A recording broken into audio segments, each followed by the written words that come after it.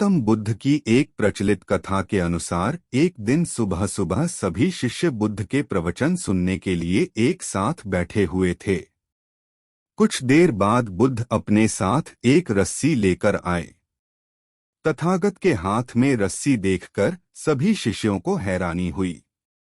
बुद्ध अपने आसन पर बैठे और उन्होंने रस्सी में एक के बाद एक 3 गांठ बांध दी। इसके बाद उन्होंने शिष्यों से पूछा कि क्या ये वही रस्सी है जो गांठ बांधने से पहले थी। इस प्रश्न के जवाब में एक शिष्य ने कहा कि तथागत, इसका उत्तर थोड़ा मुश्किल है। ये हमारे देखने के तरीके पर निर्भर करता है। एक तरह से तो रस्सी वही है, इसमें कोई बदलाव नहीं है। एक अन्य शिष्य ने कहा कि अब इसमें 3 गांठें लगी हुई हैं, जो कि पहले रस्सी में नहीं थीं। इसे बदला हुआ भी कह सकते हैं। कुछ शिष्यों ने कहा कि वास्तव में मूल रूप से रस्सी वही है, लेकिन बदली हुई दिख है, लेकिन इसका मूल स्वरूप बदला नहीं है। शिष्यों की बात सुनकर बुद्ध ने कहा कि आप सभी सही बोल रहे हैं।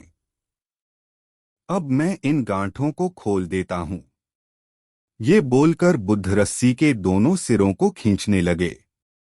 बुद्ध ने पूछा कि क्या इस प्रकार रस्सी की गांठें खुल जाएंगी? सभी शिष्यों ने कहा कि नहीं, ऐसा करने से तो गांठें और ज्यादा कस जाएंगी। इन्हें खोलना और मुश्किल हो जाएगा। बुद्ध ने कहा कि ठीक है, अब एक अंतिम प्रश्न, इन गांठों को खोलने के लिए हमें क्या करना होगा? शिष्यों ने कहा कि हमें इन गांठों को ध्यान से देखना होगा, जिससे हम जान सकें कि इन्हें कैसे लगाया गया है। इसके बाद हम गांठें आसानी से खोल सकते हैं। बुद्ध इस जवाब से संतुष्ट हो गए और उन्होंने कहा कि ये सही बात है।